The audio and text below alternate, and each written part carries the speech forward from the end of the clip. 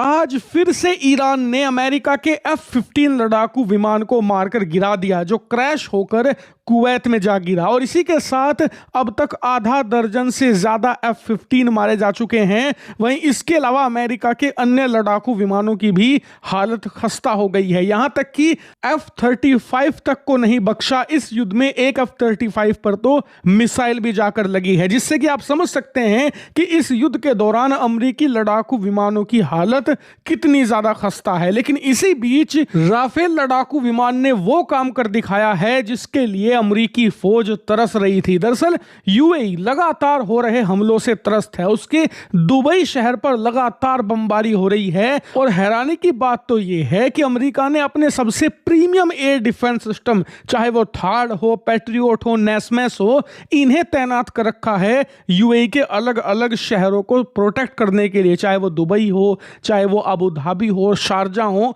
इनकी सुरक्षा अमेरिकी हाथों में है। लेकिन इसके बावजूद ये डिफेंस सिस्टम नाकाम हो रहे हैं यहां पर ईरानी ड्रोन और मिसाइलों के खिलाफ, बल्कि ये कहिए जानबूझकर नाकाम किए जा रहे हैं। आप कहोगे कि अमेरिका जानबूझकर क्यों नाकाम करेगा? तो इसका कारण ये है कि अमेरिका ने जो एयर डिफेंस सिस्टम तैनात यहां करके रखे हुए हैं ना, यूएई के सरकार को तो लगता है कि हमारे जो शहर हैं दुबई, शारजा, अबू धाबी, इन्हें सुरक्षित रखने के लिए अमेरिका ने तैनात किए हैं। लेकिन सच्चाई इससे अलग है। दरअसल सच्चाई यह है कि अमेरिका ने यह डिफेंस सिस्टम यूएई को सुरक्षा देने के लिए नहीं, बल्कि यूएई के अंदर मौजूद अपने जो एयर बेसिस हैं, जो सेना के अड्डे हैं जहां पर अमेरिकी फौजी तैनात हैं, उन्हें प्रोटेक्ट करने के लिए रखे हुए हैं। और इसीलिए इनकी प्रायोरिटी भी वही होती है। देखिए, अगर ईरान 2 मिसाइल फायर करता है, एक अमेरिकी सैन्य अड्डे पर जो यूएई में मौजूद है और दूसरी यूएई के ही किसी शहर, मान लीजिए दुबई पर, तो डिफेंस सिस्टम की पहली प्रायोरिटी ये होगी कि दुबई को बाद में बचाएंगे, पहले जो हमारा सैन्य बेस है उसे प्रोटेक्ट किया जाए, उसे मारकर पहले गिराया जाए। और यही कारण है कि इस प्रायोरिटी के चक्कर में कुछ मिसाइलें दुबई या फिर यूएई के अलग अलग शहरों पर गिर रही हैं। लेकिन मजे की बात, यूएई की सरकार को इस बात का पता 20 दिनों के बाद जाकर लगा है। और इसीलिए अब यूएई की सरकार ने क्या किया, अपने जितने भी डिफेंस मैकेनिज्म थे उन्हें एक्टिवेट कर दिया है। जैसे कि इन्होंने फ्रांस के साथ राफेल लड़ाकू विमान की डील करी थी, जिसमें से कुछ राफेल इन्हें मिल भी चुके हैं। हालांकि वो संख्या बहुत ही लिमिटेड है, बल्कि ये कहिए ढंग से सिंगल डिजिट में है।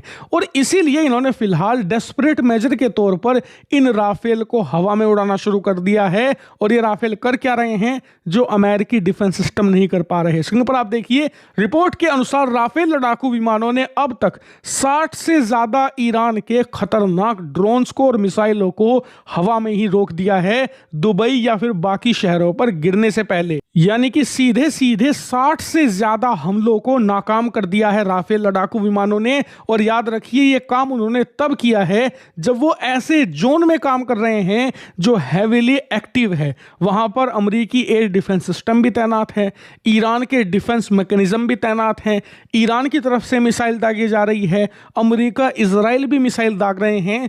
ऐसे इन्वायरमेंट में राफेल काम कर रहा है।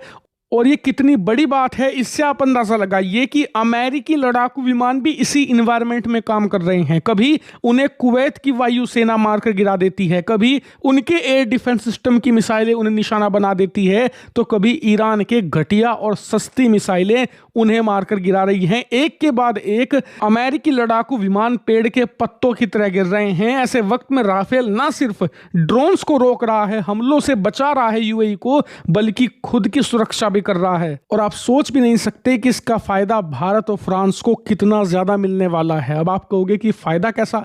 फ्रांस को तो फायदा यह मिलेगा कि युद्ध के बाद अमेरिकी लड़ाकू विमानों की परफॉर्मेंस देखकर अरब के देश इसके बड़े बड़े ऑर्डर देने वाले हैं। बल्कि अरब देशों के अलावा जो इस युद्ध को बहुत ही क्लोजली ऑब्जर्व कर रहे हैं, वो देश भी राफेल के ऑर्डर देंगे। अब आप कहोगे चलो फ्रांस का समझ में आ गया, भारत का क्या?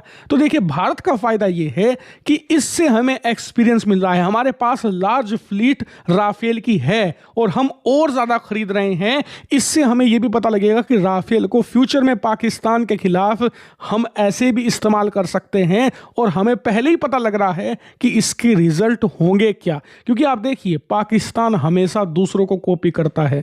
ऑपरेशन सिंदूर में जो भी उसने किया, रूस यूक्रेन युद्ध से सीख कर किया। भविष्य में जो करेगा, इस अमेरिका और ईरान युद्ध से सीख कर वो करने वाला है। ऐसे में पाकिस्तान की तरफ से ड्रोन का खतरा बढ़ेगा और ऐसे वक्त में राफेल हमें एक उम्मीद देता है कि ना सिर्फ हमारे डिफेंस सिस्टम, बल्कि ज़रूरत पड़े तो राफेल भी पाकिस्तानी खतरे को ख़त्म करने के लिए बहुत अच्छे हथियार साबित होंगे।